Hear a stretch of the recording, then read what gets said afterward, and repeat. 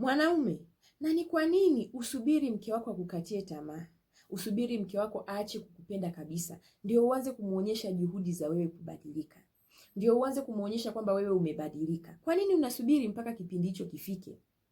Leo nimeamua kuzungumza kwa sababu kwenye mwezi huu nimepokea simu za wanaume wengi sana wakiomba msaada mimi nifanye kuzungumza na wake zao wawaelewe, warudi, maisha ya ndoa yaendelee.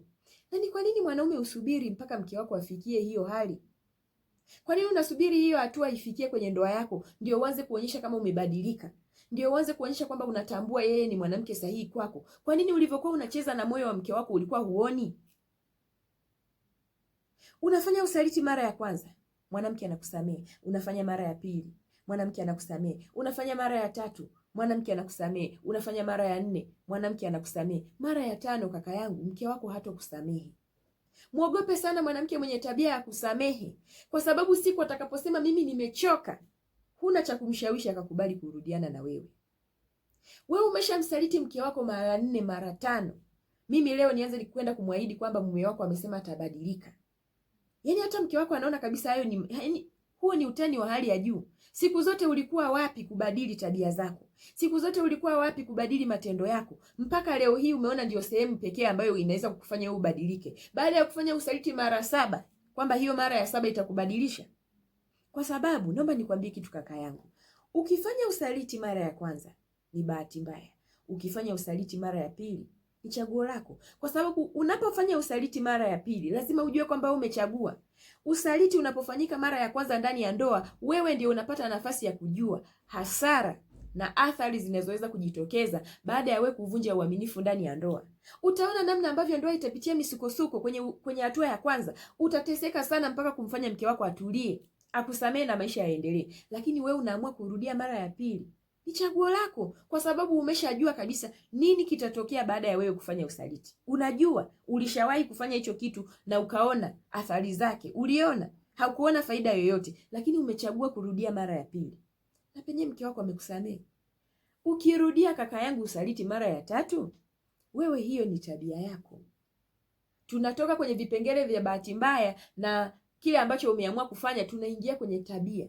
Na hakuna kitu kigumu kubadilika kama tabia. Lakini pamoja na kwamba mkeo akajua kwamba sasa hivi wewe ni tabia yako, alikusamehe. Akakusamehe na mara ya 4. Leo hii umeenda kufanya usaliti kwa mara ya 5. Ndio unamwaminisha mke wako, hapana mke wangu sasa hivi nimebadilika. Hapana mke wangu sasa hivi vitu nimeacha. Hapana mke wangu sasa hivi mimi sitarudia tena. Ulikuwa wapi kipindi ambacho mke wako alikuwa bado analalamika na wewe? Ulikuwa wapi kipindi ambacho mkeo hisia zake bado zilikuwa juu yako? Ndio maana alikuwa analia, ndio maana alikuwa analalamika, ndio maana alikuwa anakonda, ndio maana alikuwa anapauka. Umesubiri mpaka mkeo amekutoa moyoni mazima. Usaliti huu hatua ya mwisho, mkeo hakulia, hakulalamika, hakuongea chochote. Alionyesha kabisa moyo wake umekufa kabisa juu yako. Halafu wewe unatarajia kwamba utaenda kuzungumza na mkeo akuelewe. Ni ngumu. Kaka zangu, naomba niwakumbushe, unapokuwa hapa duniani, kaa ukijua kwamba sio kila unachokisikia inatakiwa wewe utembee nacho kama kilivyo. Wakikwambia wanaume ni watu wenye matamanio, haimaanishi kwamba kila mwanaume lazima awe na mchepuko. Unaweza ukachagua kuishi maisha yako ya usafi kabisa. Kwa sababu wewe unapokuwa mtu wa michepuko kiroho, unabeba nishati za watu wengi. Hivi nyinyi mnafikiri tendo la kukutana kimwili na mtu ni tendo tu la kukutana kimwili tu? Lile ni tendo la connection ya kiroho. Unabeba mambo ya kiroho ya yule mtu. Unaporudi kwa mke wako, unaporudi kwenye familia yako, pia unaenda kuyaingiza kwa mke wako. Kwa nini huwa hamuoni vitu kama hivyo? Kuna watu huwa wanafikiri walivyoambiwa wanaume oweni wanawake wengi kama ni sifa. Hapana. Kiko kitu ambacho kilikuwa kinasababisha watu kuona hilo ni jambo sahihi kwa mwanaume kulifanya. Na walikuwa wanaweka kama lina ulazima, lakini halina ulazima wowote. Na katika wanaume ambao wanafurahia maisha yao ni wale ambao huwa wanachagua kuwa wasafi. Leo mimi ndio niwape siri. Hao wanaume huwa wanafurahia maisha kuanzia mafanikio yao, urahisi wa utafutaji, na namna ambavyo nyota zao zinang'aa, kwa sababu hawachafui nyota zao. Wewe unaenda tu kulala na kila mwanamke, unamfahamu huyo mwanamke? Unajua ana mizigo gani ya kiroho? Unajua ana vifungo gani vya kiroho? Hivi vitu huwa hamfikirii. Watu tunavyokaa tunafikiria mambo ya kimwili tu kwa sababu unataka tu kuridhisha mwili wako. Huwazi kwamba hivi vitu vina athari. Wakati mwingine nyumba yako inachanua, nyumba yako inakuwa ina baraka, nyumba yako inakuwa ina nuru, kwa sababu wewe hauna mambo mengi, kwa sababu mke wako ana amani. Kwa hiyo mnakutana watu wawili ambao mke wako anakusapoti wewe kwamba mume wangu natamani afanikiwe. Sasa wewe sasa hivi ndio kwanza kaka yangu unajitafuta. Hata mabilioni ya mapesa hujafikia. Hujawa hata tajiri. Ndoto zako hujatimiza. Sasa hivi upo unagombania kumiliki wanawake. Wanawake watakupeleka wapi wewe? Mungu amekujalia umepata familia yako. Mwanamke ambaye umefanya usaliti mara ya kwanza amekusamehe. Na sio kwamba ni mwanamke mwenye mambo mengi kwamba ameenda kulipiza, hapana. Ameamua kwamba mume wangu basi umekosea, hata kama karatasi hii ni nyeupe, imechafuliwa, mimi ninakubali tufute tuanze upya. Amekubali mke wako. Unarudia tena. Anakusamehe, unarudia tena. Kaka yangu, naomba nikwambie, siku zote unapoishi kwenye maisha yako, angalia aina ya mwanamke uliye naye kwenye maisha yako. Ukiona uko na mwanamke mzuri sana, mwanamke mwenye heshima, mwanamke anayekupa furaha, mwanamke anayekupa amani, mwanamke anayekupenda kweli na unayeona kabisa unajisikia salama ukiwa naye, usijaribu kuutibua moyo wa huyo mwanamke. Siku atakavyoangalia kule, hutomrudisha tena kutazama nyuma. Na haya ndiyo mambo ambayo yamewakuta hawa wanaume wengi walioniomba mimi msaada. Na wengi mimi niliwakatalia, kwa sababu mimi naamini nyinyi watu wawili ndio mliopendana. Mkishindwa kusikilizana, mimi nitazungumza nini? Ikifika mahali mtu aliyekupenda mwenyewe, aliyekuchagua mwenyewe ameona kabisa mimi siwezi kukusamehe kwa sababu wewe ni mtu ambaye hujirekebishi, wewe ni mtu ambaye hubadiliki, mimi nitaongea nini? Wewe ndio umeharibu. Umeshafanya usaliti kwenye ndoa yako kwa muda mrefu. Umeshamwahidi mke wako ahadi kibao kwamba utabadilika, hujabadilika. Umeamua mwenyewe kumwonyesha mke wako kwamba wewe ni muongo kiasi gani. Leo hii unataka mwanamke wako arudi ya kuamini. Mimi nimeongea hivi kwa lengo la kuwasihi hata wale ambao sasa hivi bado wako na familia zao. Hivi vitu msivichukulie mzaha. Hakuna umuhimu wowote wewe mwanaume kufanya usaliti. Hakuna faida yoyote utakayoipata. Na utaumia sana pale ambapo unaona kabisa nampoteza mwanamke mzuri kwenye maisha yangu. Mtu anapiga simu analia kabisa, dada mimi nisaidie mke wangu bado namhitaji. Siwezi kuwa na mwanamke mwingine zaidi yake. Sasa kumbe ulikuwa unayajua haya. Kwa nini uliamua kuharibu kwa mikono yako? Kwa nini uliamua kuwa unafanya usaliti wa makusudi? Kwa nini uliamua kutokubadilika hata mwanamke wako alipokupa nafasi? Leo hii nafasi imeisha kwa mkeo. Leo hii nafasi imeisha kwa mkeo, ndio unarudi. Mke wangu nisamehe. Mke wangu mimi naahidi kuanzia leo. Ulishaahidi kuanzia leo. Mna miaka. Hiyo kauli sio mara ya kwanza kumwambia mwenza wako. Sijui ni kwa nini wanaume wengi watu walishawadanganya kwamba kuwa na mchepuko ni kitu muhimu. Mimi naomba nikwambie, kama maisha yako hayana shida, tulia kaka yangu. Bahati kwenye maisha yako haiji mara mbili. Huyo mwanamke uliyempata anayekusamehe, mwingine hatakusamehe. Mwingine utakapomsaliti ataenda kukusaliti. Ukipata nafasi ya kuwa na mwanamke ambaye unajihisi uko salama unapokuwa na yeye, hakuna kitu kinapungua, tulia.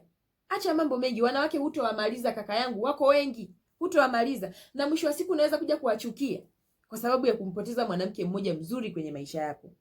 Mtu unaenda kufuata starehe tu za kimwili. Hakuna chochote huyo mwanamke anachokuongezea. Hakuna faida unayoipata. Zaidi unaenda kusambaratisha na familia yako. Imefika mahali sasa hivi mke wako hasikii la nani wala la nani. Umeshatumia wazazi, amegoma. Umetumia washenga, amegoma. Umetumia viongozi wa dini, amegoma. Yeyote unayemtumia, mke wako hataki hata kusikia hizo habari. Unafikiri utamrudisha huyo mke wako? Huyo ameenda. Hawezi kurudi. Mke wako akishindwa kukusikiliza wewe ambaye alikupenda, kaa ukijua hakuna upendo ndani yake. Yaani wewe huyo mwanamke hata akirudi kwenye maisha yako hawezi kuwa mwanamke mzuri tena. Labda uoe mwanamke mwingine. Huyo mwanamke hawezi kuwa mwanamke mzuri tena. Ile namna ambavyo alikuwa ni mtu tofauti kwako, namna ambavyo alikuwa mwema kwako, hatakuwa vile tena. Hata kama ukapambana kwa namna gani akarudi kwenye maisha yako, wewe sasa utakuwa mtumwa kwenye hiyo ndoa. Huyo mwanamke hatakubali kuwa mjinga tena kwako, hatakuwa vile tena, kwa sababu wewe mwenyewe umembadilisha mwanamke mzuri kuja kuwa mwanamke mbaya kwenye maisha yako. Amekuja kuona kwamba upendo, uvumilivu, unyenyekevu na subira kwake haijafanya chochote kwenye maisha yake. Kwa hiyo kamwe huyo mwanamke hatakuwa kama yule. Ukiona umeng'ang'ana na mwanamke wako mpaka amefika hatua umebembeleza kwa muda mrefu ndio akarudi kwenye maisha yako, elewa kwamba anayerudi sio yule aliyeondoka. Hawezi kuwa yule tena. Huyo mwanamke atakuwa ni mwanamke tofauti kabisa, sio yule uliyemzoea. Kwa hiyo kakaangu, kuwa makini na vitu unavyovifanya. Natamani sana wanaume mngekuwa mnaelewa hivi vitu. Wanaume wengi wapweke kwa sababu wanapenda kuwa na mahusiano na watu tofauti tofauti. Unakosa nafasi ya kupata upendo wa kweli kutoka kwa mke wako. Unakosa nafasi ya kumfaidi mke wako kwa sababu mke wako hana amani, hana furaha, amenyongea, nafsi yake imejaa, yaani ana hasira. Wakati wote akikaa anawaza usaliti wako. Mke wako hayuko proud na wewe. Mke wako akikuangalia hivi hana imani na wewe, hadhani kama kuna chochote wewe ni msafi.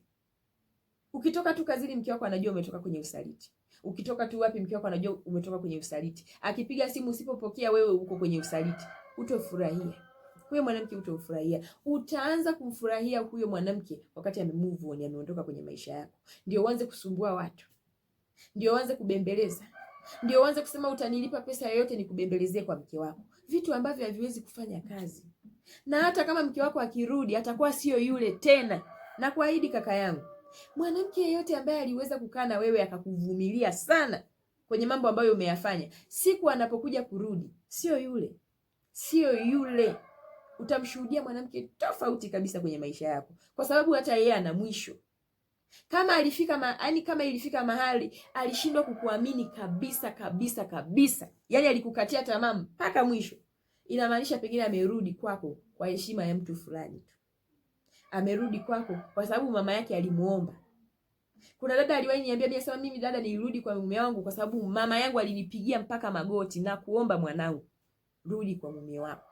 Lakini mimi binafsi nisingerudi kwa mume wangu. Niliona tu aibu kitendo cha mama yangu mzazi kunipigia magoti. Nikawaza atajisikieje baada ya mimi kukataa magoti yake. Fikiria, wewe mke wako anarudi kwako kwa sababu analinda heshima ya mama yake. Kwa sababu hataki kumfanya mama yake aonekane ni useless. Kwa sababu alitaka muonyeshe mama yake kwamba anamheshimu. Hajarudi kwa ajili yako. Amerudi kwa sababu ya heshima ya mama yake.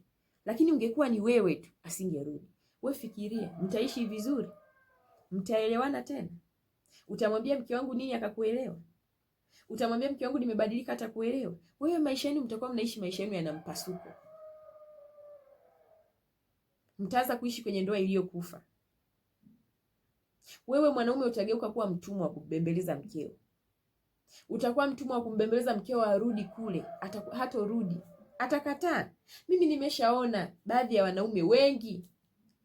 Mimi hapa nikitoa haya masomo watu wanafikiri labda wanaume wengi sasa hivi hawana shida. Wanaume wako wenye shida.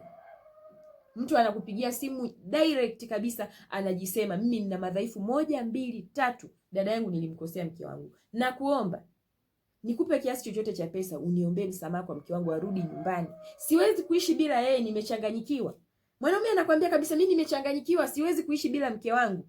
Hapa nilipo mimi siwezi, najiona kabisa siwezi kufanya chochote. Lakini kaka yangu, kwa nini usubiri mpaka mke wako afikie huko? Ulikuwa wapi kipindi mke wako bado anakupenda? Ulikuwa wapi kipindi bado mke wako anahisia na wewe? Ulikuwa wapi kipindi ambacho bado mke wako anakupa nafasi? Leo hii umesubiri mpaka mke wako amefunga moyo wake, ameukunja. Kila ukitafuta nafasi ya kuingia kwenye moyo wake huipati. Ndio unaanza kubembeleza. Wewe unafikiri mke wako atarudi yule yule? Hawezi kuwa yule. Hawezi kuwa yule. Jichunge sana na vitu unavyovifanya, vitu unavyoonyesha kwa mke wako. Mwanamke wako akiwa anakuvumilia, haimaanishi kwamba yeye ni mzembe, haimaanishi kwamba yeye ni mjinga, haimaanishi yeye hana cha kufanya. Akiamua kufanya chochote anaweza. Lakini aliamua tu kuwa mwema kwako. Mwanamke yeyote ambaye alikuwa mwema kwako, siku akiamua kukukataa, nakwambia usiombe ikukute. Kwa sababu mimi wako wanaume mpaka wanalia, dada nisaidie mimi sina namna. Hivi ulishawahi kuona mtu anakupigia simu analia wewe? Umbembelezee kwa mke wake amechanganyikiwa. Mke wake amekataa kata kurudi. Na hata wewe mtu ukimpigia tu simu mke wake akishasikia tu unasema nimepokea simu kwa mume wako, anakata simu. Akishasikia unamuongelea mume wake anaamua kukata simu. Haya mambo yapo. Jichunge sana kaka yangu na vitu unavyovifanya. Pengine leo hii wewe ukamwona mke wako mzembe sana, lakini kesho kukubali tu akuache wewe, kwako itakuwa ni kitu kigumu. Na hasa ukishajua kwamba huyu mwanamke wangu alikuwa ni mwema kwangu. Na ndio wale tunaosema mwanamke akiamua kuondoka mwache aende. Utashindwa kumwacha aende kwa sababu unajua alikuwa ni mzuri. Utalia na kusaga meno, utachanganyikiwa. Lakini mwanamke hatorudi.